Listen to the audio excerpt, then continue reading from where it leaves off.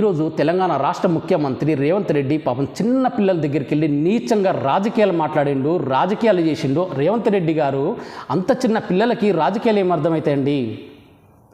భారతదేశానికి వచ్చి స్వతంత్రం వచ్చి 75 సంవత్సరాలు అయినా కూడా తెలంగాణ నుండి ఒక్క గోల్డ్ మెడల్ లేదని చెప్పేసి రేవంత్ రెడ్డి గారు మాట్లాడుతున్నారు. భారతదేశానికి స్వతంత్రం వచ్చిన 75 సంవత్సరాల్లో మొత్తం రూలింగ్ చేసింది మీ కాంగ్రెస్ పార్టీ. రేవంత్ రెడ్డి గారు ఆ విషయం మర్చిపోయారా? తెలంగాణలో ఉమ్మడి ఆంధ్రప్రదేశ్గా తెలంగాణ కలిసి ఉన్నప్పుడు కూడా ఒక 15 సంవత్సరాలు ఏమో టీడీపీ రూలింగ్ చేస్తే మిగతా అన్ని సంవత్సరాలు కూడా మీ కాంగ్రెస్ పార్టీ రూలింగ్ చేసింది రేవంత్ రెడ్డి గారు.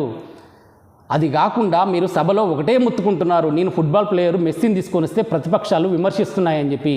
మీరు ఫుట్బాల్ ప్లేయరు మెస్సీని ఎందుకు తీసుకొచ్చారు?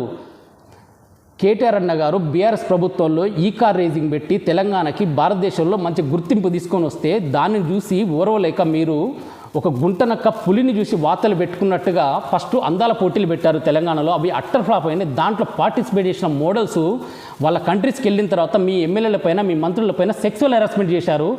దీంతో తెలంగాణ పరువు భారతదేశంలో కిందకు దిగజారిపోయింది. దాన్ని మరిపించడం కోసం మీరు ఫుట్బాల్ ప్లేయర్ మెస్సీని తెలంగాణకు తీసుకొని వచ్చి ఏదో కలరింగ్ ఇద్దామని చెప్పేసి ప్రయత్నించారు. అది కూడా మీ సొంత లాభం కోసం, మీ మనవడ ఆనందం కోసం చేశారు. ఈ విషయం తెలంగాణలోని ప్రతి రాజకీయ నాయకుడికి, ప్రతి రాజకీయ విశ్లేషకులకి అందరికీ అర్థం తెలుసు.